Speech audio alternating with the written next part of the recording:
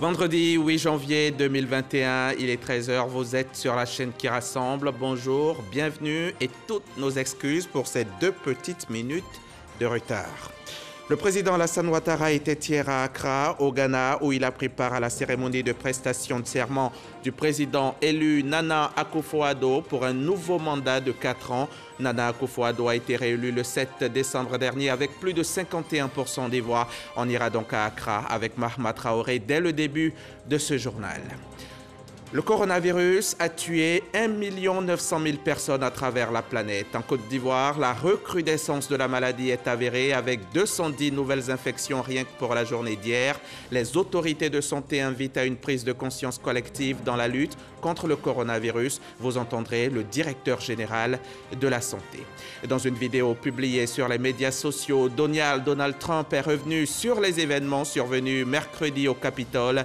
Le président américain a dénoncé les fauteurs de troubles et a appelé à une transition sans accroc le 20 janvier avec le président élu Joe Biden.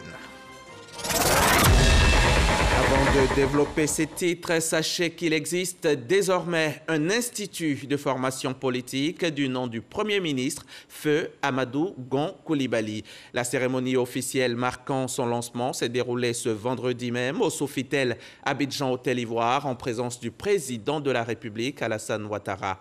La création de cet institut s'inscrit dans le cadre de l'hommage que les Ivoiriens dans leur ensemble n'ont de cesse de rendre à l'ancien Premier ministre décédé à la tâche. Nous y reviendrons plus en détail ce soir avec Jérôme Kofi Abola.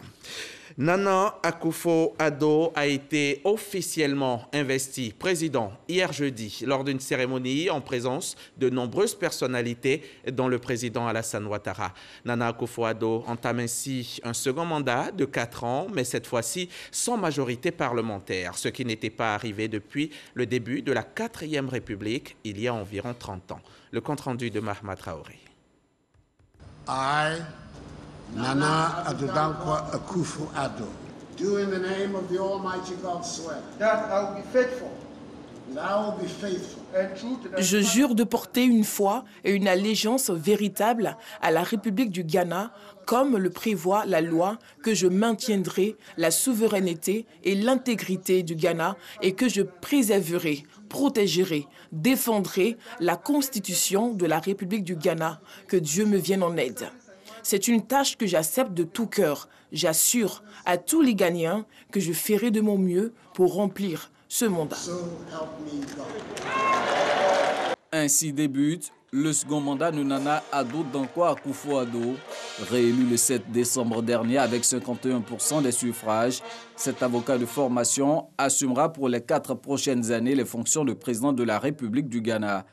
Bien avant lui, c'est le vice-président élu Mahamoudou Bawumia qui s'est prêté à l'exercice de la prestation de serment tel que prescrit par la Constitution ghanéenne.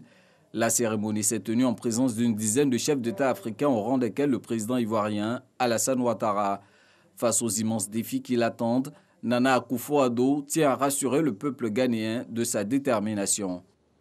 C'est une tâche que j'accepte de tout cœur. J'assure à tous les Ghanéens que je ferai de mon mieux pour remplir ce mandat. Comme plusieurs autres pays du monde, le Ghana est également frappé par la pandémie de la Covid-19. Nana Akufo-Addo aura donc pour mission de relancer l'économie ghanéenne. Autre chantier, consolider le partenariat stratégique noué avec la Côte d'Ivoire dans la filière cacao. Les 2 pays assurent à eux seuls 60% de la production mondiale de cacao et espèrent avec ce partenariat tirer plus de profit de l'économie cacaoyère. Au terme de cette cérémonie, le président Alassane Ouattara a regagné Abidjan. Il a été accueilli par le Premier ministre Ahmed Bakayoko et plusieurs membres du gouvernement. Et avant de regagner Abidjan, après la cérémonie de prestation de serment, le président n'a pas tout de suite regagné la capitale économique. Il s'est d'abord entretenu avec le vice-président de la transition au Mali. Les échanges ont porté sur la situation socio-politique dans ce pays frère, mais aussi sur le renforcement de la coopération entre leurs 2 pays. On reste avec Mahama Traoré depuis Accra. Au Mali, un processus de transition est en cours depuis quelques mois. Lors de cet entretien avec le président de la République de Côte d'Ivoire, le vice-président de la transition du Mali fait le point de la situation. Je tiens à remercier le président Ouattara pour tous les efforts qu'il a déployés pour la sortie de crise au Mali. Ensuite, échanger avec lui par rapport sur le plan sécuritaire. On a expliqué aussi par rapport à la mise en place des différents organes de la transition. La coopération, on a échangé pratiquement sur l'aspect économique entre les deux pays. Le président Alassane Ouattara se réjouit de l'évolution de la situation au Mali. Je suis très heureux de constater que tout est conforme aux engagements pris avec la CEDEAO et je l'ai assuré que nous ferons tout pour accompagner le Mali parce que c'est l'intérêt de tous au sein de la communauté et particulièrement de la Côte d'Ivoire qui a des relations économiques importantes avec le Mali. Cet entretien entre le président de la République de Côte d'Ivoire et le vice-président de la transition du Mali a eu lieu ce jeudi à Accra au Ghana en marge de la cérémonie de prestation de serment du président Nana Akufo-Addo. Et juste après, le président de la République a regagné Abidjan. Pendant ce temps, ici à Abidjan, le Premier ministre accordait une audience à ses bureaux au plateau. Ahmed Bakayoko recevait une délégation de victimes et d'ayants droit de victimes de la crise post-électorale 2010-2011. Ces victimes et parents de victimes demandent à l'État que leurs droits soient purement et simplement respectés. Le compte-rendu d'Alexis Ouedraogo. Ils étaient un peu plus d'une trentaine ce jeudi à la primature pour se faire entendre. Aujourd'hui, on est venu pour rencontrer le Premier ministre pour faire un peu le point sur la situation des victimes de la crise post-électorale ainsi que les crises qui sont survenues un peu dans le pays. Pour les écouter, le chef du gouvernement Ahmed Bakayoko ouvre ses portes.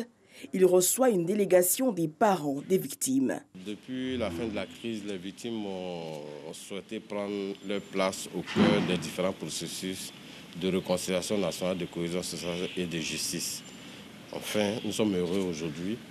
Le Premier ministre vient de répondre favorable à notre requête, qui est restée pendant longtemps sans suite. Nous sommes heureux. C'est un grand pas vers la réconciliation et vers la cohésion sociale.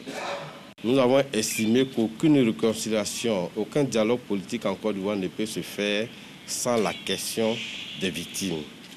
Le respect de leurs droits fondamentaux, leur ciblage dans l'ensemble des processus de réconciliation en Côte d'Ivoire. La question de la garantie de non-répétition de regains de violence et de commission des crimes de masse en Côte d'Ivoire. Ensuite, la lutte contre l'impunité. Une coopération claire et franche de l'État de Côte d'Ivoire avec la Cour pénale internationale et l'entrée en action de manière effective de la justice répressive ivoirienne afin que les droits et la dignité de l'ensemble des Ivoiriens soient préservés. Que la Côte d'Ivoire tourne le dos aux regards de violence aux commissions des crimes de masse afin qu'un environnement de paix et de justice soit créé dans notre pays. Et le gouvernement entend bien prendre note de ces doléances. Ils sont venus prendre leur place dans le processus de la réconciliation. En tant que ministre de la réconciliation, je note cela. Il faut œuvrer dans ce sens et que nous puissions apaiser tous les cœurs. Les législatives en Côte d'Ivoire sont programmées pour le 6 mars prochain. Les partis politiques se mettent en ordre de marche. La coalition des partis d'opposition qui regroupe notamment le FPI, le Front populaire ivoirien et le PDCI, Parti démocratique de Côte d'Ivoire et de nombreux partis et groupements politiques annoncent cette fois qu'elle participera au scrutin et qu'elle présentera même une candidature unique par circonscription. Moussa Konaté. L'opposition ivoirienne va participer aux futures élections législatives. Face à la presse, la coalition des plateformes et des partis politiques de l'opposition s'engage pour la conquête des sièges à l'Assemblée nationale. Notre coalition ira en rang serré, avec une stratégie commune, impliquant tous ces acteurs. Le débat se situe à ce niveau, au niveau du Parlement. Ce débat se situe au niveau de la représentation de la nation et nous n'avons pas le droit d'y être absents. Nous y allons y aller. Une opposition unie et assurée de sa victoire. Pour cette échéance des législatives, la stratégie adoptée est la candidature unique par circonscription. Nous irons en évitant le plus possible la déperdition de voix. C'est pourquoi nous ferons tout pour éviter les triangulaires. Nous ferons tout pour que, dans une circonscription, le meilleur soit le candidat de l'opposition. Il n'y aura pas un candidat contre un autre candidat. Il y aura un seul candidat par siège pour le compte de l'opposition. On ne va pas se combattre. On sera ensemble. On sera tous derrière le candidat qui sera choisi. La coalition des plateformes et des partis politiques de l'opposition prévoit des missions d'explication et de sensibilisation afin de galvaniser ses militants. De nombreux usagers de l'autoroute du Nord se disent indisposés et par le nuage de poussière occasionné par les activités des usines de fabrication de béton installées non loin. Face à des plaintes récurrentes, le ministre de l'Environnement et du Développement durable a fait une descente de terrain. Joseph Sekaseka s'est rendu hier dans les usines concernées, accompagné de notre reporter Grace Kando. Autoroute du Nord, en face du parc national du Banco, dans la commune d'Atekoubé, existent 2 usines turques spécialisées dans la production et la commercialisation de béton prêts à l'emploi. Le béton que produisent ces usines soulève d'épais nuages de poussière et cause de nombreux désagréments aux automobilistes et riverains. La poussière nous fatigue ici. Ça nous donne rhume, la toux, ça donne mal à la poitrine, tout ça là. La poussière vraiment joue en notre défaveur puisque cette poussière-là fait de telle sorte qu'on ne puisse même pas voir devant. Donc c'est vraiment très dangereux pour nous qui sommes en moto. Ce que disent les populations de la présence de ces usines et leur impact sur l'environnement n'échappe pas au ministre de l'Environnement et du Développement durable. Joseph Sekaseka s'y est rendu. Il a visité les installations et s'est fait une claire idée de la situation. Il faut que les dispositions soient prises pour que les silos d'aspiration et de rétention de la poussière soient régulièrement remplacés. Ensuite, pour ce qui concerne la déviation où il y a le dépôt des débris de ciment où passent les véhicules, nous avons demandé dans un premier temps que cette voie de déviation soit régulièrement arrosée pour ne pas que la poussière se répande dans l'air, mais in fine, à moyen terme, qu'il y ait le bitumage de cette voie pour que plus jamais on ait de la poussière qui va être nuisible pour notre environnement et pour les usagers et les riverains de ces 2 usines. Des recommandations qui trouveront une oreille attentive auprès des responsables de ces usines. Nous, on prend l'initiative de respecter et d'être à jour dans le délai pour mettre tout ce qui est l'exigence qu'ils ont demandé, il n'y a pas de problème. Ça, c'est notre objectif, en dehors de tout ça. Ces 2 structures ont reçu des mises en demeure d'un délai de 3 mois pour se conformer aux recommandations. Si au bout de ce délai, ces entreprises ne se conforment pas aux recommandations édictées par le ministère de l'Environnement pour permettre de corriger ces problèmes-là, nous sommes désolés de dire que nous en arriverons à la demande de cessation d'activité pour ces entreprises-là. Avant cette visite du ministre Joseph Sekaseka sur ces différents sites, plusieurs missions d'inspection et d'audit ont été effectuées en 2019 et 2020 par le ministère de l'Environnement et du Développement durable. On va ouvrir le chapitre coronavirus, ce chapitre qui s'invite contre notre gré dans chacun de nos journaux. Le monstre Covid continue d'avancer, tentant de tout dévaster. Ne baissons pas la garde.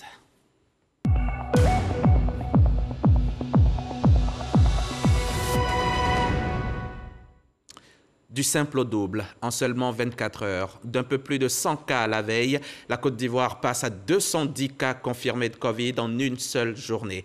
210 contaminations, 138 décès, 734 cas actifs sur un total de 23 173 malades depuis le début de la pandémie. La résurgence de la maladie est effective, les gestes barrières sont donc plus que d'actualité. Lavons-nous les mains soigneusement à l'eau et au savon, maintenant 1 mètre de distance entre nous et les autres et portons nos masques de protection si nous voulons vaincre le virus. Le ministre de la Santé, le ministère tout entier de la Santé s'emploie à nous faire prendre conscience de l'existence du mal. Le coronavirus est une réalité. Non au relâchement, il ne faut pas s'affranchir de ces gestes qui peuvent nous sauver. Hier soir, sur le plateau du 20h, Marie-Laure Ongoran a reçu le directeur général de la Santé, professeur Mamadou Samba, appel à la vigilance. Extrait. Depuis toujours, la maladie circule en Côte d'Ivoire. la maladie n'est pas terminée. Et nous avons pris l'habitude de penser que cette maladie était terminée. Non, elle est là et elle circule dans nos communautés. Nous avons constaté de plus en plus également le relâchement de toutes les mesures barrières. Le port du masque devient anecdotique. Nous remarquons que nous nous serrons de plus en plus la main. Nous nous faisons des bises. Tout cela concourt à augmenter le nombre de cas en Côte d'Ivoire. Est-ce qu'il y a eu relâchement aussi à votre niveau, au niveau de l'observation, du contrôle? Non, à notre niveau, nous restons toujours vigilants. Nous travaillons pour que cette maladie soit sous contrôle. Mais pour qu'on puisse le faire, il faut que les usagers, les Ivoiriens, dans leur ensemble, puissent respecter les mesures barrières. Et nous constatons, comme je l'ai déjà dit, que durant ces périodes de fête, nous avons tous relâché ces mesures barrières. Raison pour laquelle, aujourd'hui, le nombre de cas augmente. Nous pouvons l'appeler nouvelle vague. Mais ce qui est important, c'est que la maladie n'était pas terminée. Et à chaque fois qu'on a une maladie de ce type-là, que nous ne respectons plus les mesures barrières, le nombre de cas augmente. Nous pouvons l'appeler nouvelle vague, deuxième vague, troisième vague. Peu importe. Peu importe. Mais ce qui est important, c'est de conserver les mesures que nous avions avant ces fêtes. Nous étions dans une situation où en Côte d'Ivoire, on avait un taux de positivité qui était autour de 1 à 3%. Aujourd'hui, ce taux de positivité de 1 à 3% montrait que nous contrôlons l'épidémie. Mais aujourd'hui, depuis une dizaine de jours, nous sommes autour de 5-6%. Ça veut dire que les cas ont augmenté.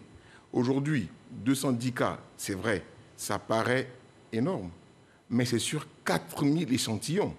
Le taux de positivité aujourd'hui est de 5,2%.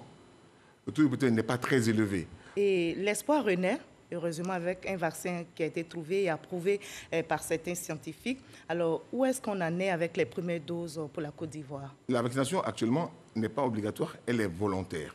La date de vaccination prévue est aux alentours du 15 février, si toutes les doses arrivent. Mais sachez qu'aujourd'hui, sur le marché du vaccin, il y a une tension telle qu'avoir une dose, c'est vraiment un peu difficile. Mais les moyens mis à notre disposition doivent nous permettre d'avoir ces doses-là pour la période du 15 février. On retient qu'il faut toujours continuer de respecter les gestes barrières pour faire reculer cette pandémie. Merci. Oui, madame. Les gestes barrières, se laver les mains régulièrement, porter le masque dans les lieux publics, dans les transports en commun, éviter de se serrer la main et également aussi de se faire des accolades et les bises.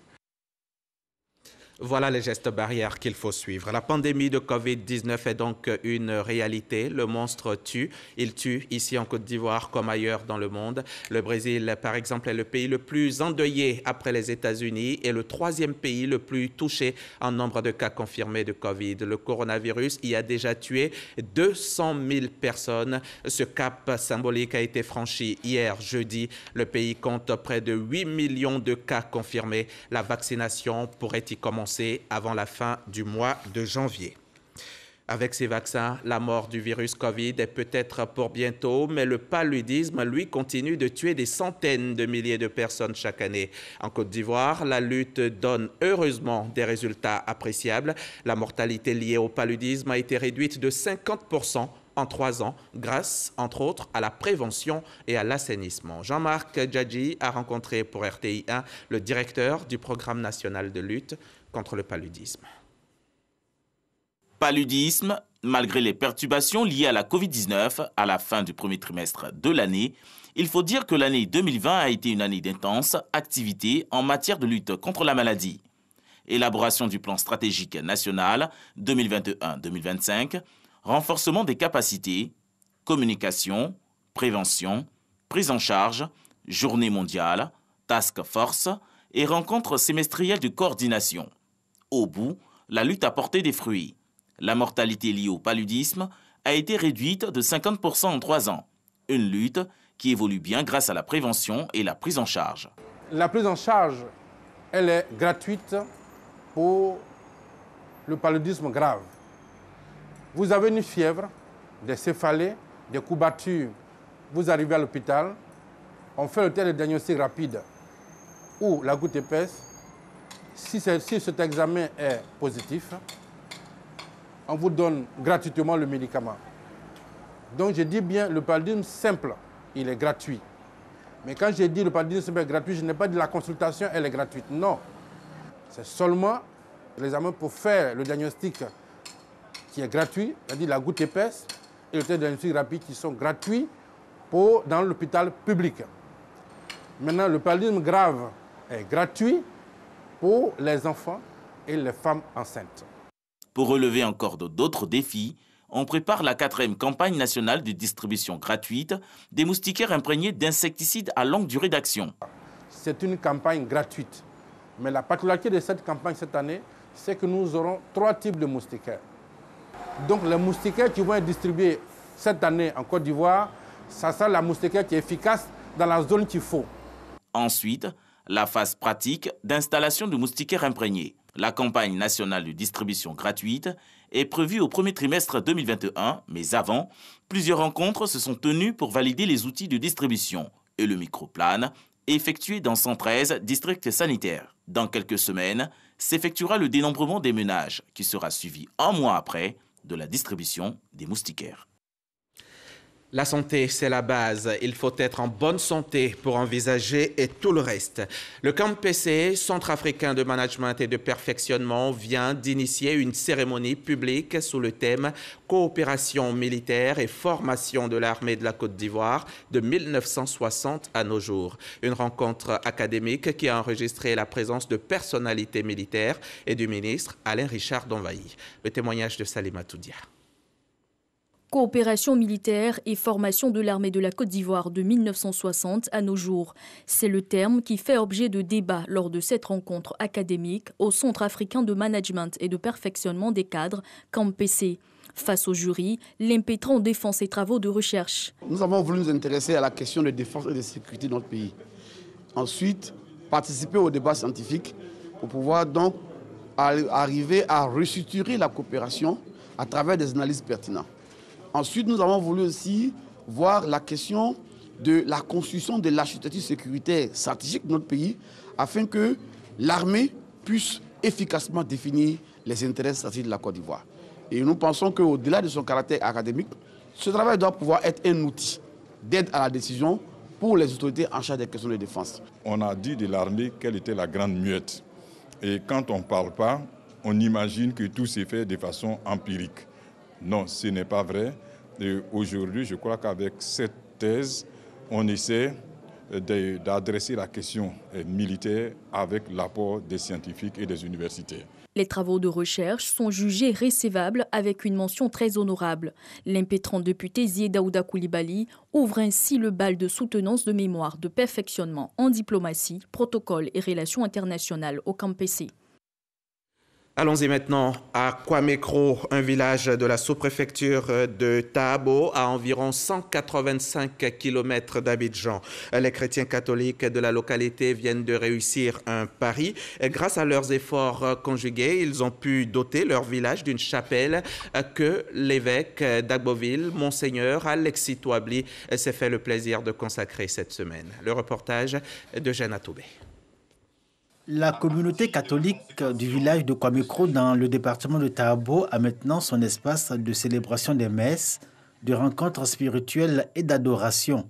C'est une chapelle bâtie sur 1 hectare et pouvant accueillir 150 fidèles à l'intérieur et 200 à l'extérieur. Dans une atmosphère de fête et dans la gloire de Dieu, l'édifice a été consacré par Monseigneur Alexis Touabli Yulo, évêque du diocèse d'Agboville, selon les rites de l'Église catholique.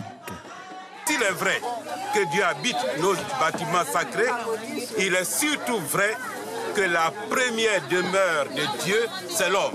Alors nous sommes tous invités à une vie nouvelle, une vie fraternelle, où chacun reconnaisse dans l'autre la présence de Dieu. L'érection d'une chapelle à Kwamekro marque le renouveau au sein de la communauté catholique de ce village. Par le passé, il fallait aux fidèles chrétiens de cette localité parcourir plus de 5 km pour assister aux messes de dimanche ou des jours de fête.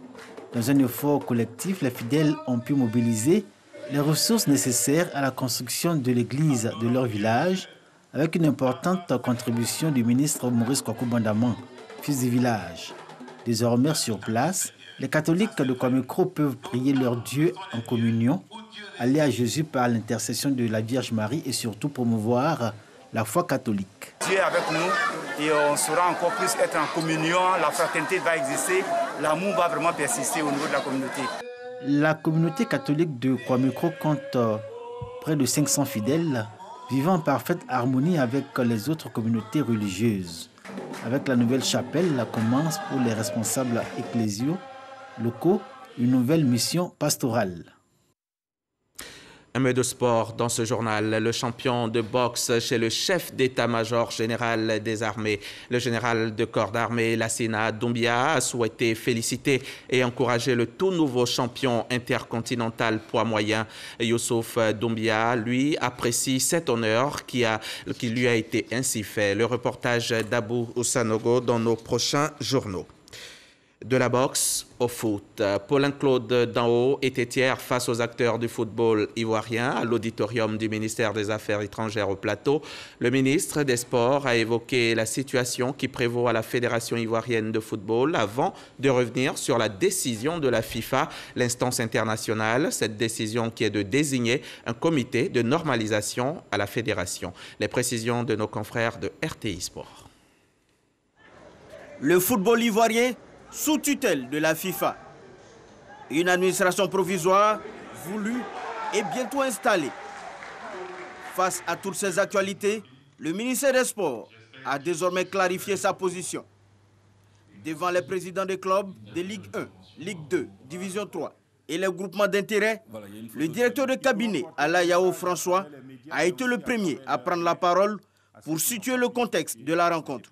Vous avez souhaité étendre cette rencontre à l'ensemble des acteurs du football en Côte d'Ivoire, en effet de leur présenter vos vœux, mais surtout faire en sorte que la sérénité revienne à la maison, dans la famille du football.